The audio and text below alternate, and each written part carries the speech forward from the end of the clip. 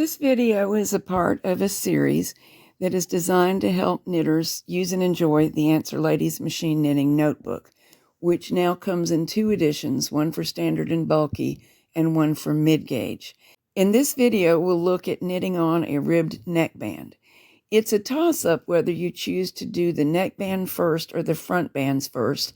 This time I'm doing the neckband first. We are putting it on to this modified drop-shouldered cardigan, which is a style featured in the Answer Ladies Machine Knitting Notebooks.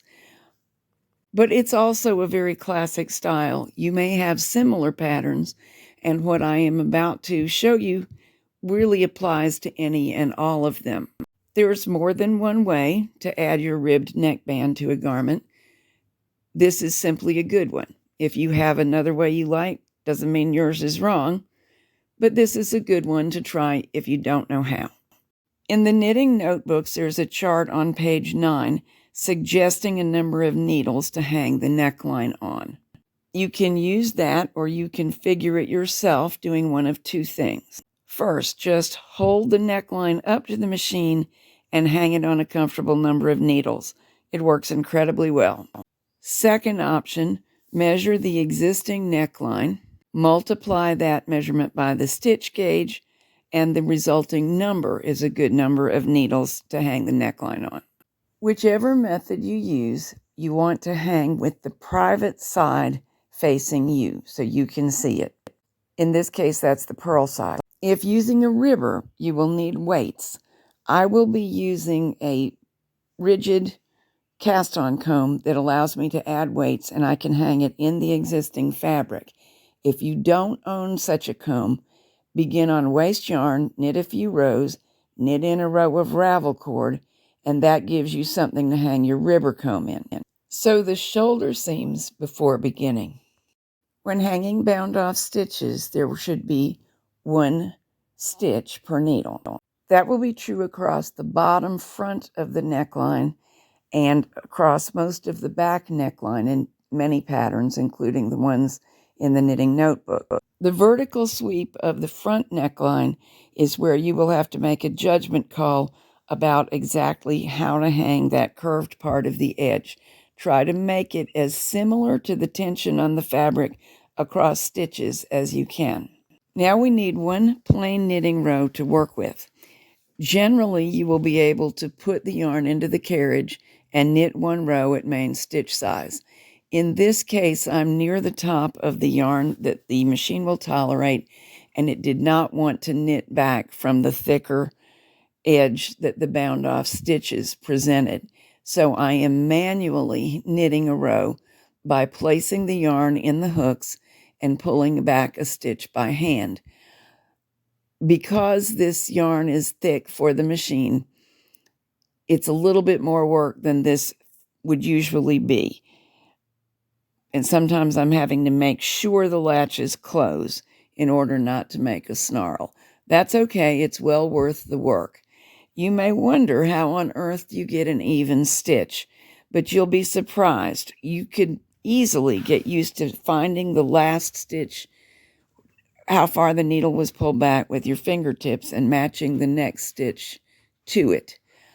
But if you're really worried about it, find a piece of doweling the right size to create a stop and place it behind the needles so you pull each one back to the same exact distance. Now transfer every other stitch to the ribber bed.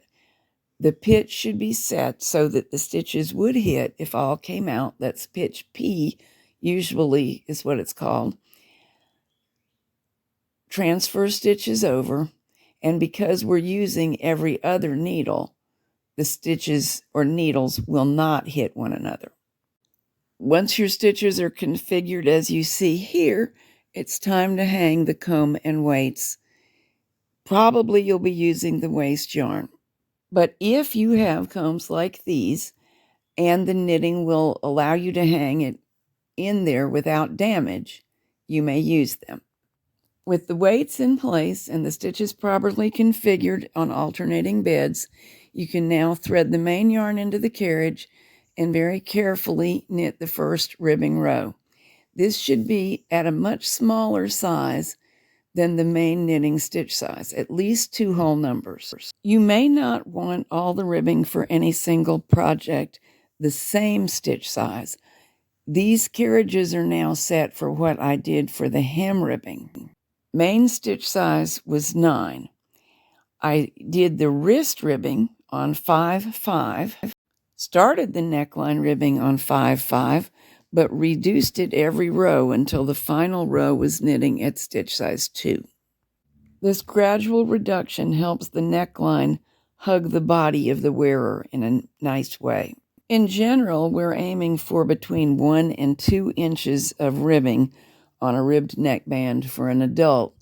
I decided to go roughly in between, and I believe I knitted 10 rows of ribbing on this sample sweater.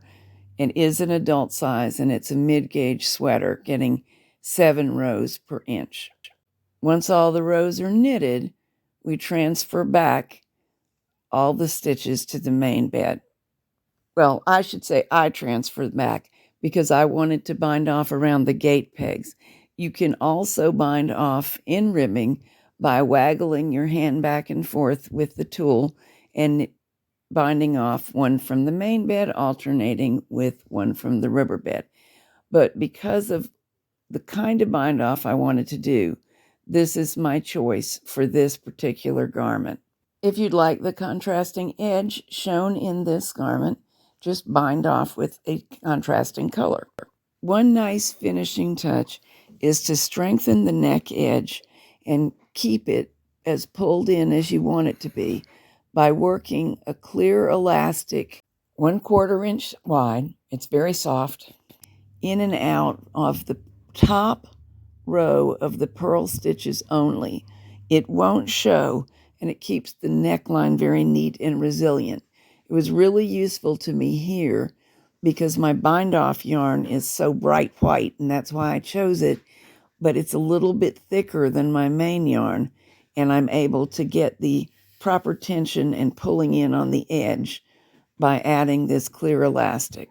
Adding this reinforcement may be done either before or after adding the front bands, but you normally would not put it through the front band top edge if you do it afterwards, just the part that is the neckband. Adjust the elastic to the proper tension and then weave both ends into the fabric to secure them. This sweater also has a front band, of course, and an afterthought hem. Those are covered in 2 other videos and can also go on most garments you might make. In case it interests you, a link to where the Answer Ladies machine knitting notebooks are sold is in the program notes. See you in the next video.